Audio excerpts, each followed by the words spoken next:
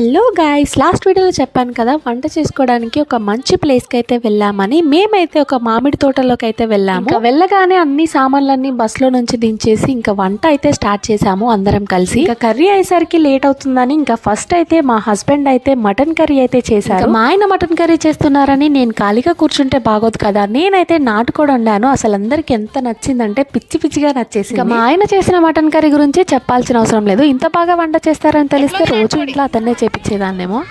Super jumper మే bumper super నాటు అట్లుంటది మళ్ళీ నేను వంట చేస్తే. మా అమ్మ అయితే రైస్ పెట్టేసి ఇంకా తలకాయ కర్రీ ఇంకా బోటి కర్రీ అయితే చేసింది. ఇంకా వంట అంతా కంప్లీట్ అయినాక అందరం కూర్చొని మంచిగానైతే తిన్నాము. గ్యాస్ తీసుకెళ్ళాం కాబట్టి వంటలన్నీ ఫాస్ట్ గా అయిపోయాయి, లేదంటేనే చాలా కష్టం అవుతుంది. తినేసి కాసేపు కూర్చొని ఇంకా మేమైతే స్టార్ట్ అయిపోయాము. మేము వచ్చేటప్పుడు అయితే అసలు మాకు ఎక్కడా కూడా ట్రాఫిక్ లేకుండే. ఇక్కడ చూడండి వెళ్ళేటప్పుడు ఎంత ట్రాఫిక్ జామ్. నా ఛానల్ ఎవరైనా ఫస్ట్ టైం చూస్తున్నట్లయితే ప్లీజ్ సబ్స్క్రైబ్ చేసుకోండి.